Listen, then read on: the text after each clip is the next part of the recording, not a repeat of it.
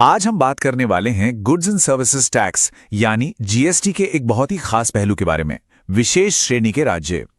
ये नाम शायद सुना हो, पर इसका असली मतलब क्या है और ये क्यों जरूरी है, आइए आज इसी को समझते हैं। तो चलिए शुरू करते हैं। सबसे पहले ये जानना जरूरी है कि जब हम कहते हैं विशेष श्रेणी या स्पेशल कैटेगरी, तो इसका असल में मतलब क्या होता है। देखिए, जीएसटी के तहत भारत सरकार ने कुछ राज्यों और केंद्र शासित प्रदेशों को एक अलग दर्जा दिया है, जिसे कहते हैं स्पेशल कैटेगरी स्टेट्स। अब सवाल उठता है क्यों? तो इसके पीछे मुख्य तौर पर दो वजह हैं। एक तो प्रशासनिक सुविधा, मतलब एडमिनिस्ट्रेशन को आसान बनाना, और दूसरा जो पहले के टैक्स सिस्टम में फायदे मिलते थे उन्हें बनाए रखना। अच्छा, तो ये तो हो गई परिभाषा, पर इस खास लिस्ट में कौन कौन से राज्य शामिल हैं, चलिए एक नजर डालते हैं। इस लिस्ट में सबसे पहले आते हैं हमारे उत्तर पूर्वी राज्य यानी नॉर्थ ईस्टर्न स्टेट्स। कुल 8 राज्य हैं इसमें: अरुणाचल प्रदेश, असम, मणिपुर, मेघालय, मिजोरम, नागालैंड, त्रिपुरा और सिक्किम। उत्तर पूर्व के इन 8 राज्यों के अलावा 2 और राज्य हैं जो हिमालय की गोद में बसे हैं।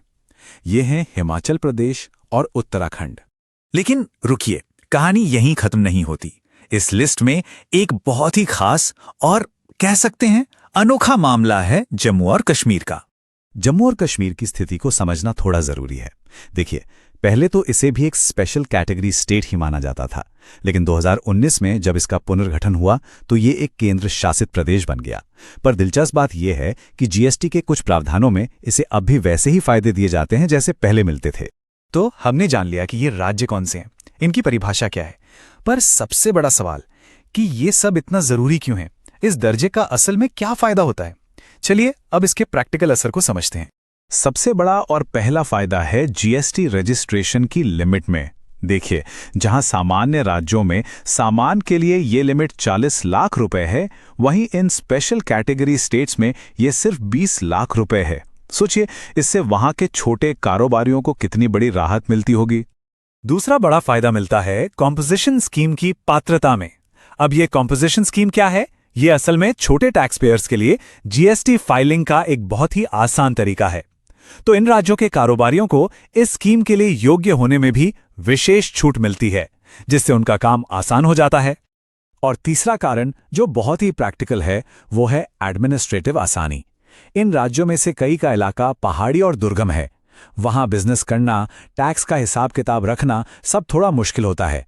तो ये नियम कायदे वहां टैक्स प्रशासन को आसान बनाने और बिजनेस को बढ़ावा देने के लिए हैं। तो कुल मिलाकर जीएसटी के तहत ये जो खास दर्जा दिया गया है, वो इन राज्यों की अपनी खास चुनौतियों और ज़रूरतों को समझकर बनाया गया है। पर यह हमें एक सवाल के साथ भी छोड़ जाता है कि जैसे जैसे देश का प्रशासनिक और राजनीतिक माहौल बदल रहा है, भविष्य में राज्यों को मिलने वाली इन खास रियायतों का स्वरूप क्या होगा, ये कैसे विकसित हो सकता है, ये सोचने वाली बात है।